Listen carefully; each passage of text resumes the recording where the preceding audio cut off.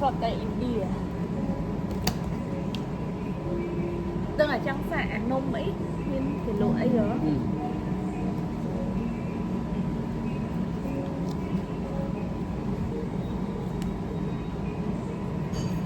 đơn nhiên cái hình roti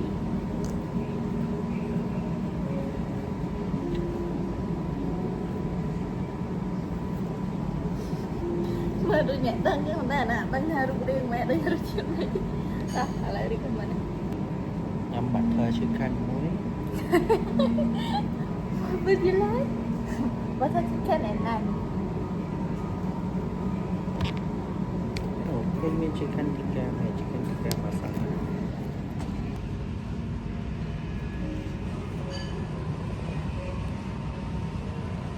cuối cùng hai tổ chicken tikka masala muối thì nhằm bài sọ pi nhật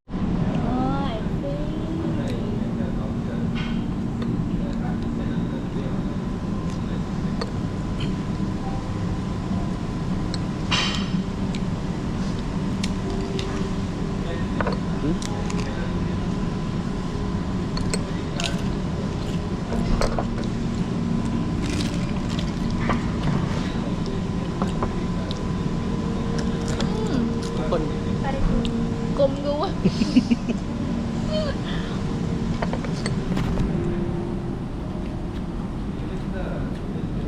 không ngày ra nè trong bên nó đang hưởng á cái hộp á nó cùng như vậy chắc là nó đối chuyện mấy bia ấy mà chắc ai là những tính mà đang ấy game đây đây nhưng có phải không xài gì ai tắt cái hiểu chú bên cream đấy đi bị nôm thịt dơ nó đang sủi sủi đối chết thì để đừng pa bọc bay con này thì đừng pa bọc tại vì mình chỉ cream này đấy toàn là nghề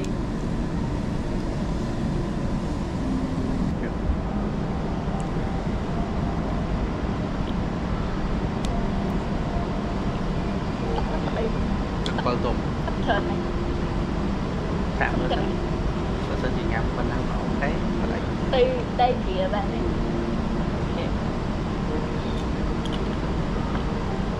này à bữa chết cái này cái lẩu cùi suối cùi chú cả là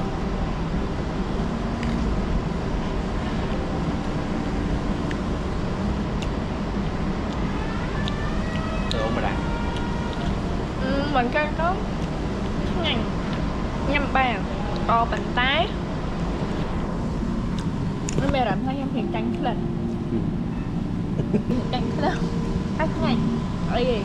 còn nó không nó miên gì cái từ lồng bàng nhưng từ lồng bàng miên bột nên là nó nhưng mà bông cũng lại chém bị cho này như đã chơi bằng ngành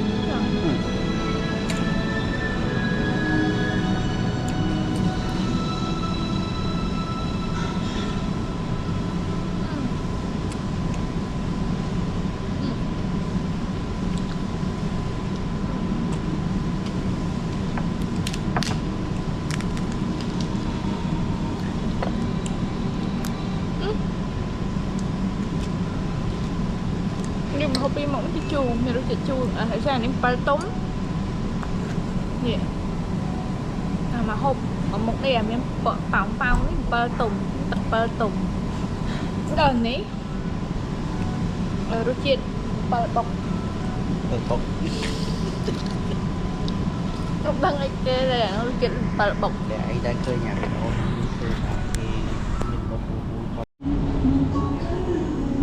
nick bayกับอันดีcái miếng chum co cái đây nhầm ở score cyclone anh ấy cái anh ấy cái nè chicken tikka masala chicken motika chicken tikka masala ok nhầm nước cái gì mà này cái gì tới sạch những cái do từ cái men spice khi cho tôi lại cái ăn tức là do màu tôi chỉ cái ok let's try cái nó là gì cái nó fish tikka salad ăn mà là cái thịt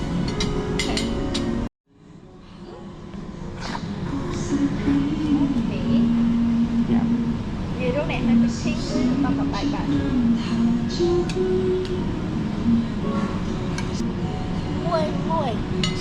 Mùi mùi mùi mùi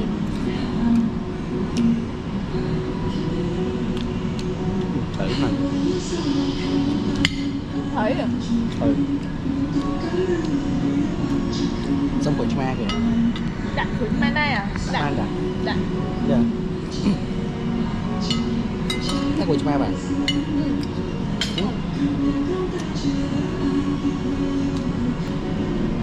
con nó cạnh nhâm là đẹp Dạ hả? ừ.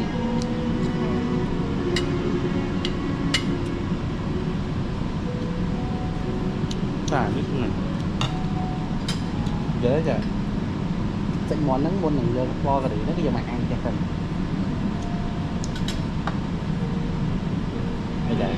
biết ngày Không bàn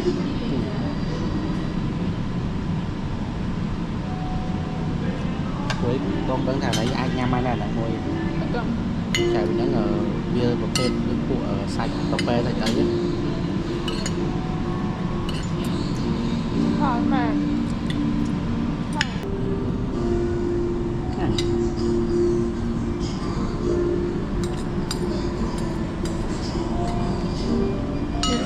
đẹp nhóm thời tới hơi cái ngày cái ngày như vậy đây bây giờ em làm thêm nhâm ăn là nằm nè